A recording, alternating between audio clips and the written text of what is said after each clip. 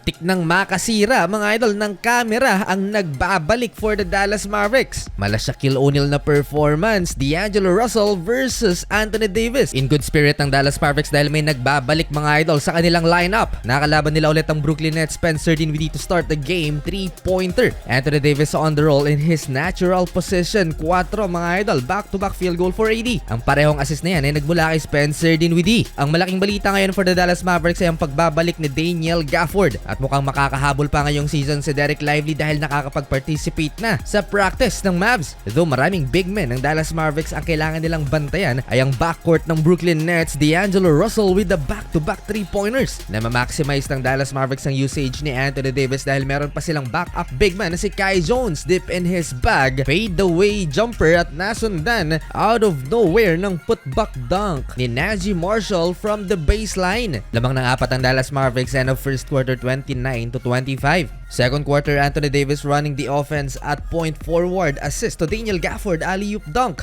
At nasundan pa ng wing 3-pointer ni Klay Thompson, contested. Pa-flex naman si Anthony Davis matapos niyang pagpagin ang depensa ni Drew Timm mga idol. Driving in the paint, kinalabaw ang defender. D'Angelo Russell naman on the other hand, naubusan ng oras, tumira sa harap ni Daniel Gafford from the logo. Sumagot ang landlord ng Mavericks mga idol, baseline two-handed dunk, kinalampag ang rim, parang masisira pa. Surprisingly, kahit malakas ang front court ng Dallas Mavericks, lockdown nila yung paint, pero karamihan sa puntos ng Brooklyn Nets ay nagmula beyond the arc.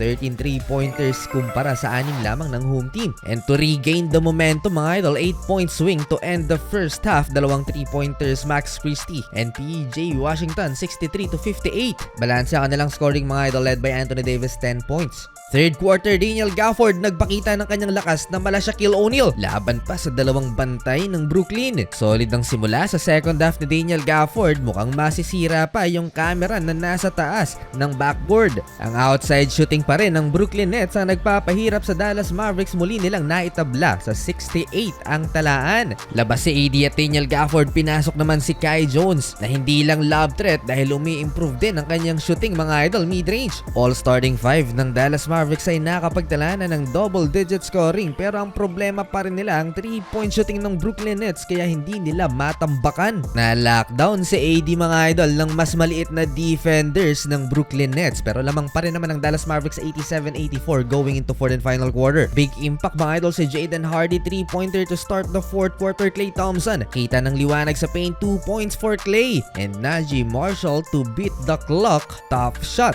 Hype ang bench, 10-point lead Dallas. With 8 minutes left mga idol dito sa fourth quarter, Anthony Davis nasiko sa panga. Unti-unti nang tinatanggal ang minute restriction ni AD mga idol. Sa katunayan, siya ang nakakuha ng pinakamaraming minuto sa game nito for Dallas. Kung hindi sa 3-point area nagmumula ang puntos ng Brooklyn Nets, dito naman sa transition points. Macho-choke pa yata ang Dallas Mavericks. Muling naitabla sa 98 ang talaan mga idol. Libreng tres na naman. Para i-counter yan, Daniel Gafford, another dunk. Grabe yung puso dito na Daniel Gafford. Mukhang may iniinda pang injury. Max Christie, corner 3-pointer. That's a big time 3. Kumakapit ang Dallas, wala namang mawawala dito sa Brooklyn Nets. Daniel Gafford, another field goal. Nalagay sa alanganin mga idol ang Dallas Mavericks last 1 minute dahil sa end 1 basket ni D'Angelo Russell. Solid si D'Lo, double-double performance, assist kay Nick Claxton, another end 1 basket for Brooklyn Nets. Parang playoffs ang intensity mga idol. Spencer Dinwiddie nagmintis ng slam dunk at transition offense ng Brooklyn Nets na asupalpal ni Caleb Martin. Si Keon Johnson, may oras pa, 2 free throws for PJ Washington, 111-109. Last 12 seconds, big miss for the Brooklyn. Nakuha ni Spencer Dinwiddie ang rebound, Dallas timeout. Sayang yung last possession ng Dallas Mavericks, 2 beses nagmintis mga idol. They go for a winning triple pero parehong naimintis. Upset win for the Brooklyn Nets.